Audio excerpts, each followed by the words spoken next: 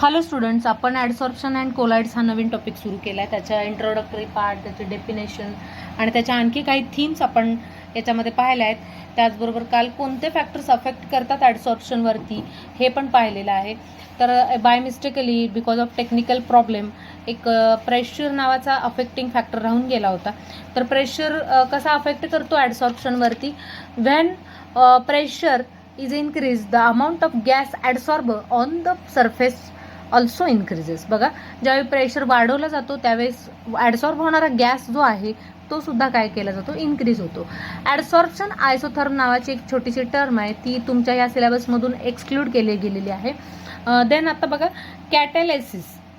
कॅटॅलिसिस काय आहे की हे आता आपण बघणार आहोत, पण त्या अगोदर कॅटॅलिस्ट म्हणजे काय हे बघणं गरजेचं आहे. समजा याच्यासाठी मी तुम्हाला एक छोटंसं सिम्पली एक्झाम्पल देते. ज्यावेळी तुम्ही एखाद्या धावण्याच्या शर्यतीमध्ये भाग घेत असता त्यावेळी तुम्हाला एनकरेज करायला किंवा तुमचे जे काही मार्गदर्शक टीचर्स असतात, तुमचे फ्रेंड्स असतात, ते तुम्हाला एनकरेज करतात. त्यामुळं काय होतं की तुम्ही जास्त स्पीडली धावू शकता आणि तुमचा नंबर येऊ शकतो. म्हणजे काय, एखादी रिॲक्शन केमिस्ट्रीमध्ये सुद्धा एखादी रिॲक्शन कंप्लीट करत असताना 2 रिॲक्टंट पार्टिसिपेट होत आहेत, पण त्याचा जो स्पीड आहे तो स्पीड वाढवण्यासाठी आपण तिसरा एक सबस्टन्स यूज करतो. त्याला काय म्हटलं जातं, कॅटॅलिस्ट असं म्हटलं जातं. मग कॅटॅलिस्ट म्हणजे काय, it speed up the reaction without taking part in a reaction. तो रिॲक्शनमध्ये पार्ट करत नाही, पण त्या रिॲक्शनचा स्पीड जो आहे तो वाढवतो. त्याला कॅटॅलिस्ट असं म्हटलं जातं.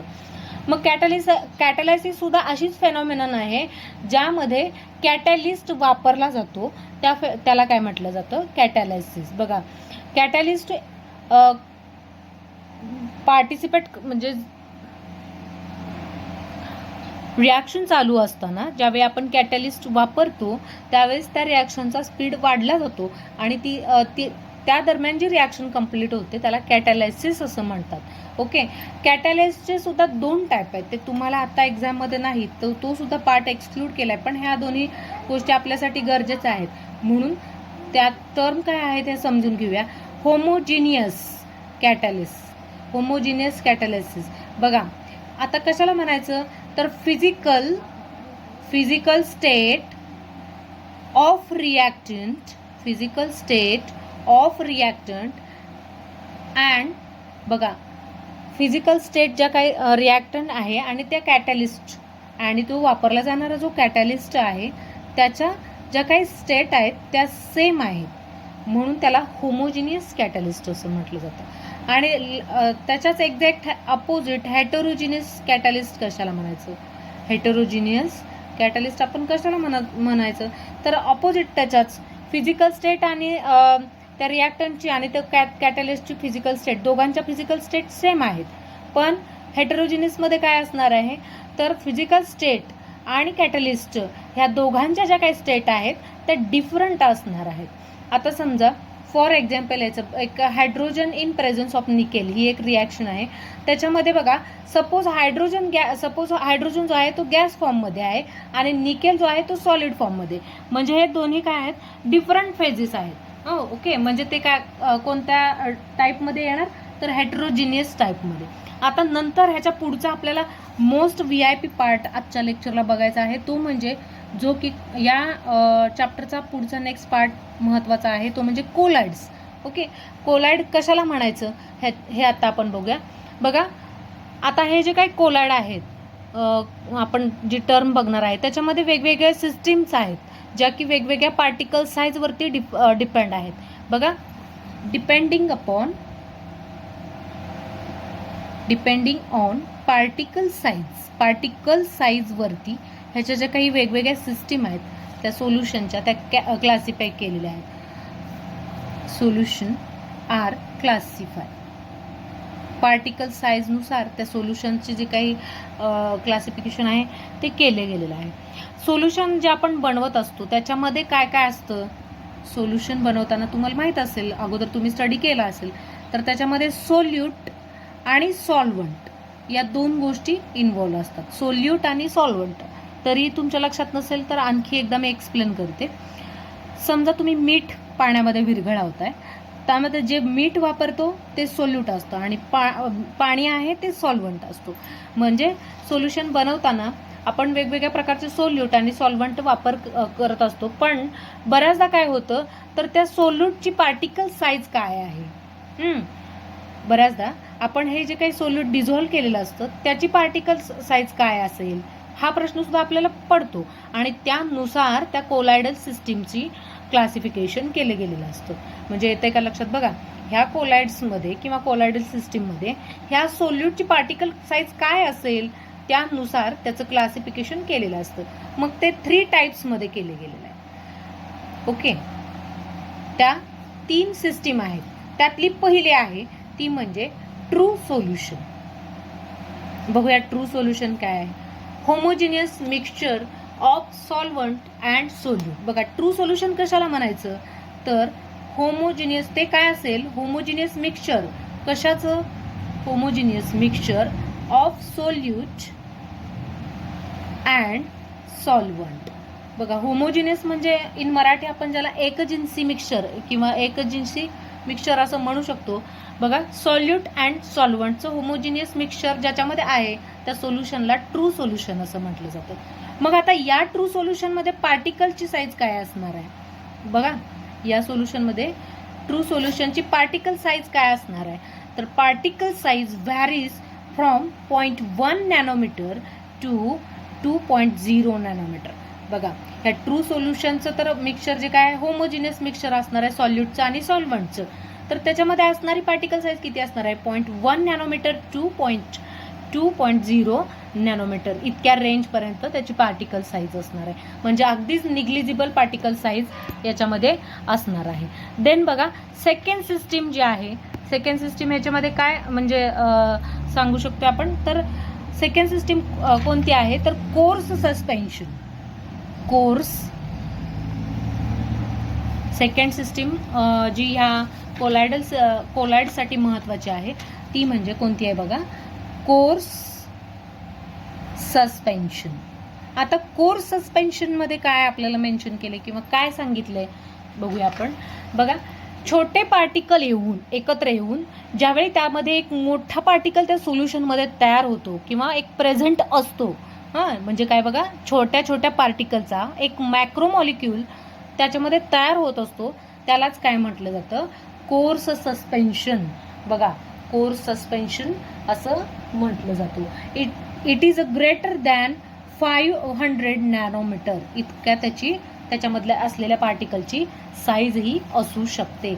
बघा, मगाशी आपण ट्रू सोल्युशन बद्दल सांगितलं, त्याच्या काय प्रॉपर्टीज सांगू शकतो मग आपण ट्रू सोल्युशनच्या प्रॉपर्टीज आपण काय सांगू शकतो तर it do not settle. True solution अगदी छोटे छोटे पार्टिकल असतात, त्यामुळं ते त्या सोल्युशनमध्ये सेटल होत नाहीत. Okay, do not settle during the solution. बघा, ट्रू सोल्युशनच्या प्रॉपर्टीज आपण काय सांगू शकतो तर त्याच्या पार्टिकलची साईज लहान असल्यामुळं ते जे काय आहेत पार्टिकल ते सेटल होत नाहीत त्या सोल्युशनमध्ये. ओके, देन बघा, आपण आणखी काय सांगू शकतो या ट्रू सोल्युशन बद्दल. These particle size can pass through. बघा, these particle size can pass through parchment paper. बघा, पार्चमेंट पेपर कसला पेपर आहे हा आता पुढे आपण बघणार आहोत. पार्चमेंट पेपर म्हणजे काय असेल तर हे जे ट्रू सोल्युशन आहे ह्याच्या पार्टिकलची साईज खूप लहान असल्यामुळं ते पार्चमेंट पेपरमधून सुद्धा काय होऊ शकत नाही सांगितलंय, तर ते पास होऊ शकतात इझिली पास होऊ शकतात. आणि हे जे पार्टिकल्स आहेत मग these particles are not visible.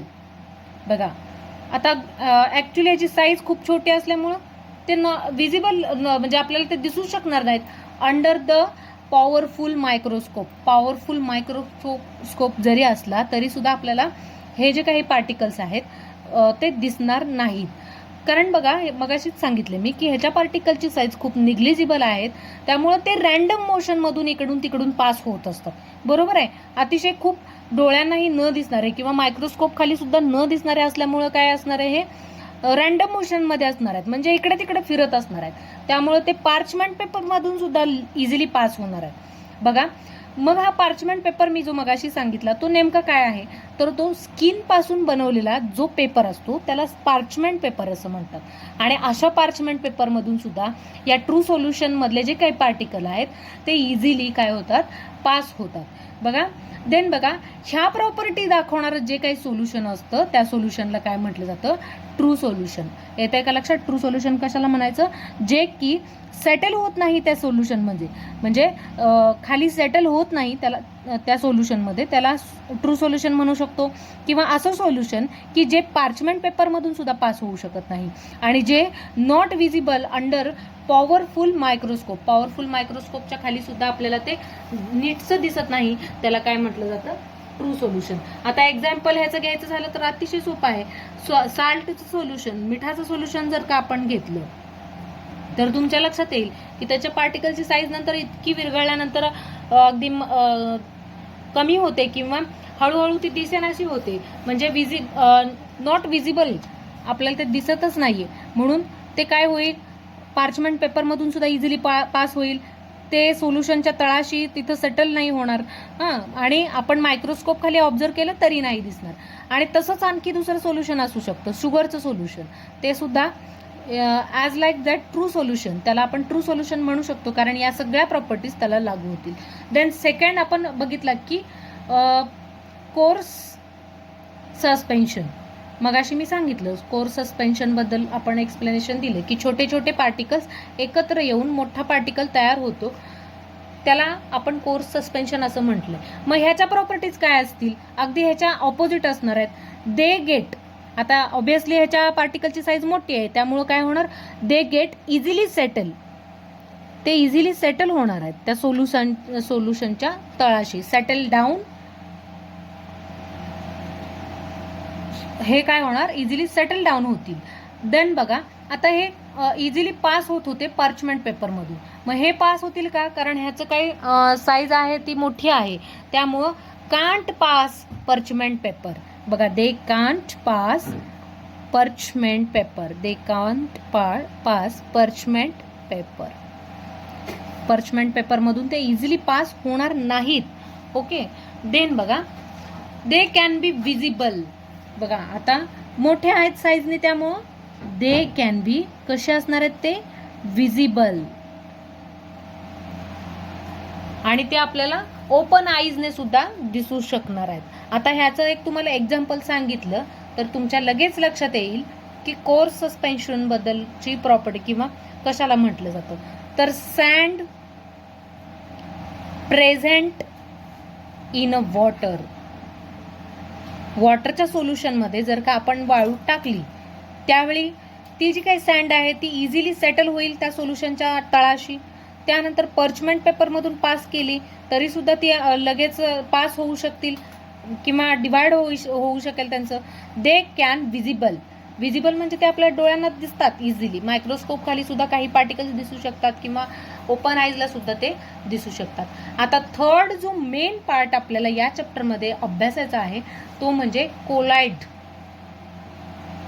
इथून पुढचा जो सगळा ह्या चॅप्टरमधला भाग आहे तो कोलाइड्सशी रिलेटेड आहे, त्यालाच आपण कोलायडल डिस्पर्शन असंही म्हटलंय, कोलायडल डिस्पर्शन. देन ऑल्सो ह्याला कोलायडल सोल असं सुद्धा म्हटलंय. बघा, हा खूप IMP टॉपिक आहे तुमच्या एंट्रन्स एक्झामसाठी. कोलाइड्स जो काय आता आपण पाहणार आहोत त्याला तुम्ही कोलायडल डिस्पर्शन असं सुद्धा म्हणू शकताय किंवा त्याला colloidal sol, not a solution, फक्त सोल. ओके, असं असेल तर सोल्युशन आणि SOL only, that is called sol. बघूया आता ह्या कोलायडल सोल बद्दल आणखी आता आपल्याला ह्याच्यामध्ये काय अभ्यासायला मिळेल. तर याच्यामध्ये आता मगाशी जसं आपण बघितलं ट्रू सोल्युशनमध्ये, कोर्स सस्पेन्शनमध्ये पार्टिकलची साईज कशी होती, तर आता याच्यामध्ये पार्टिकलची साईज कशी असेल.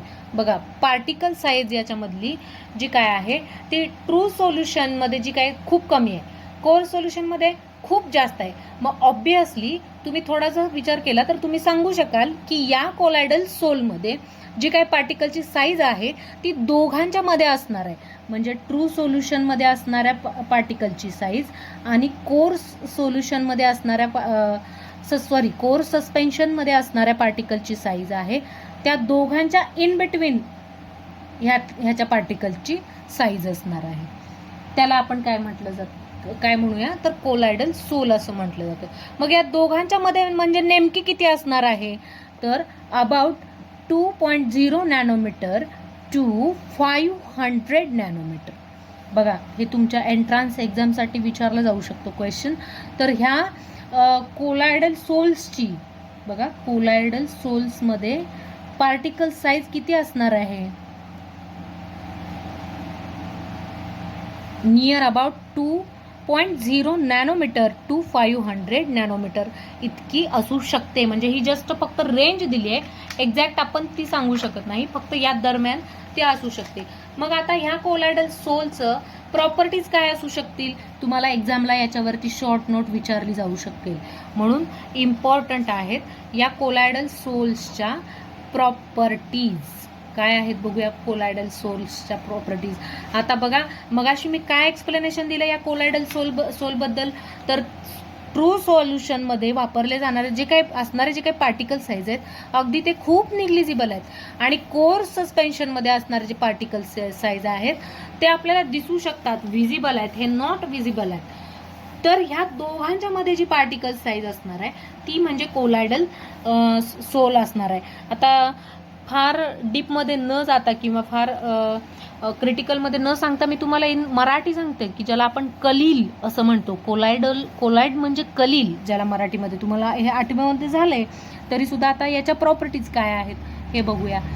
डू नॉट सेटल, बघा हे सुद्धा पार्टिकल आहेत, ते काय आहेत ह्याच्यामधल्या पार्टिकल साईजमुळं हे do not settle at the bottom of solution, ते सोल्युशनच्या बॉटमशी सेटल होत नाहीत. They can pass slowly.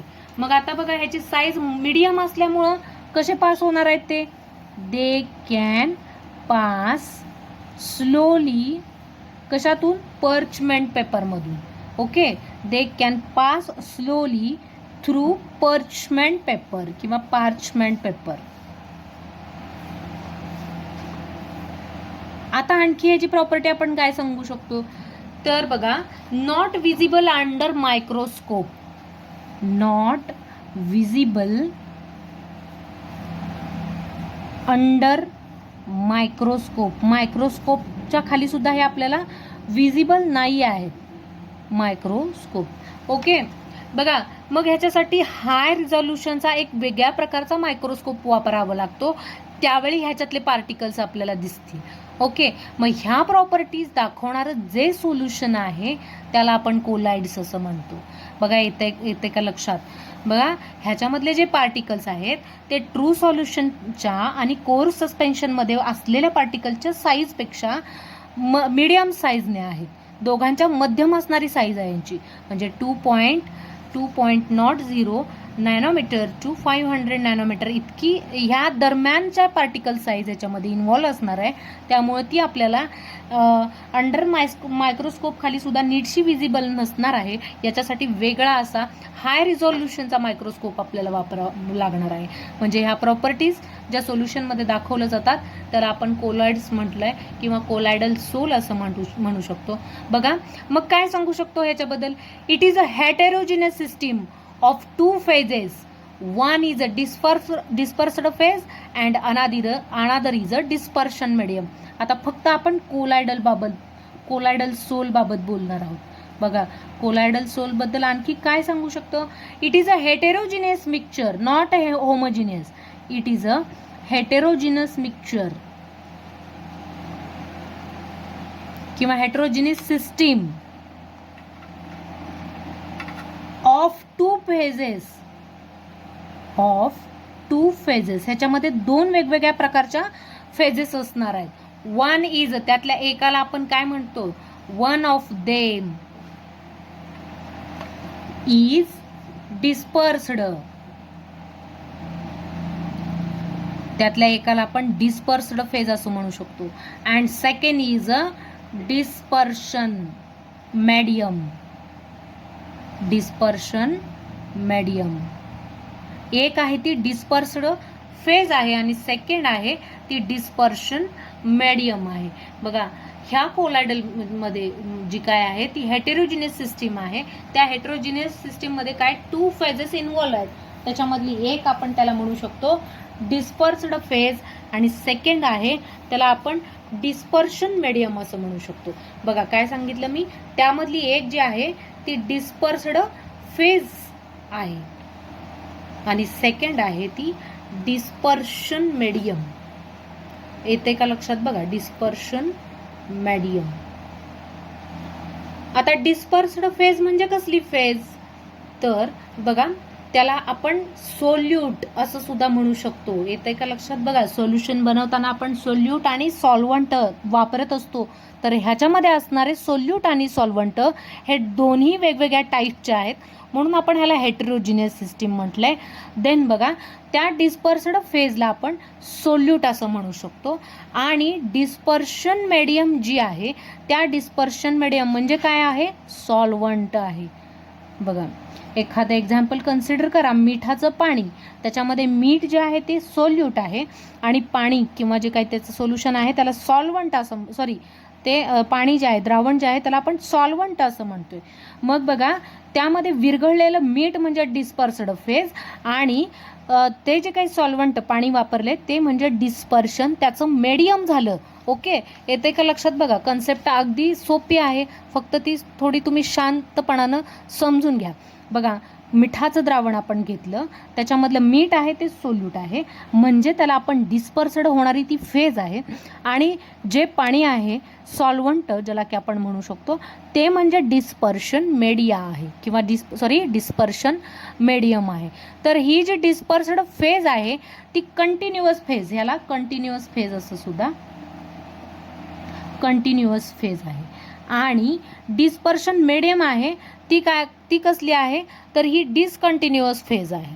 Okay, dispersed phase आहे ती कशी आहे सांगितलंय की कंटिन्युअस आहे आणि ही जी काही डिस्पर्स्ड फेज आहे ती डिसकंटिन्यू फेज आहे आणि ही जी आहे ती कंटिन्युअस फेज आहे.